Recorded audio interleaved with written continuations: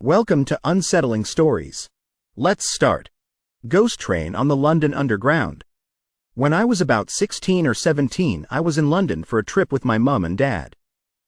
We had been there a night or two already and had been packing a lot into our schedule. We were making our way back to the hotel after a busy and fun day shopping and going to museums. It was probably around 8:30 or 9 p.m., not too late, but after the crowds had mostly gone. We made our way to the nearest underground station to catch a tube. We were staying out near the Millennium Dome at Greenwich, so we had to change lines at some point to complete our journey. The first part of the journey was totally normal, but when we got to the platform at the second station to catch the second train, things got weird. I can't remember the name of the station, but it was more towards the outskirts of the tube system, so it was quieter and there were fewer people. It was also even later by this point, but whatever the reason, there weren't many other people about when we got there. We made our way to the platform, and a train was just leaving. The info board said another was due about 10 minutes, so we got ourselves near where we thought a door would stop. A little game we liked to play, and waited. Because we had just missed a train, we were the only people on the platform. We just chatted and waited.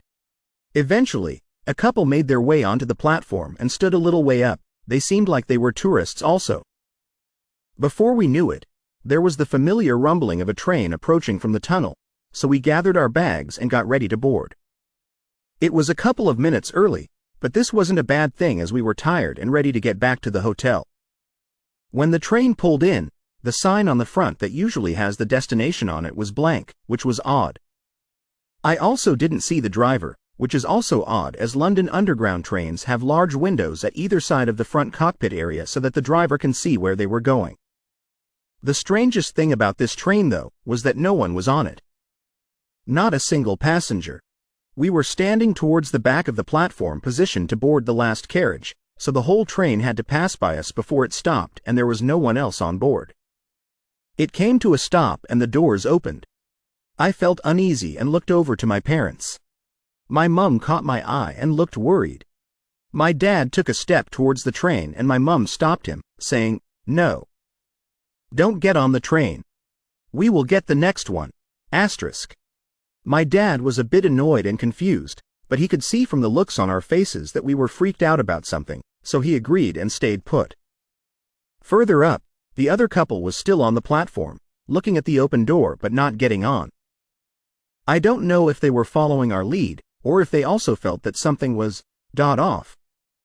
After a minute or so, though it felt much longer, the train doors closed and it pulled away from the station, still with no passengers.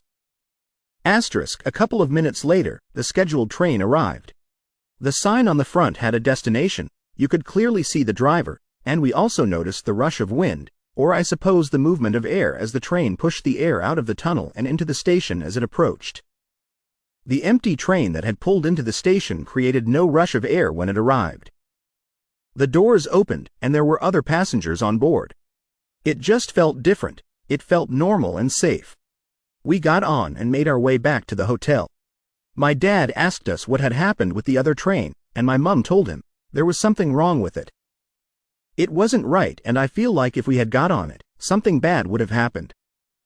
In a way I wish that it had been more dramatic, with flickering lights and a set of ghostly passengers, or a demonic driver and a disappearing train, as it would be easier to say for sure that it was paranormal.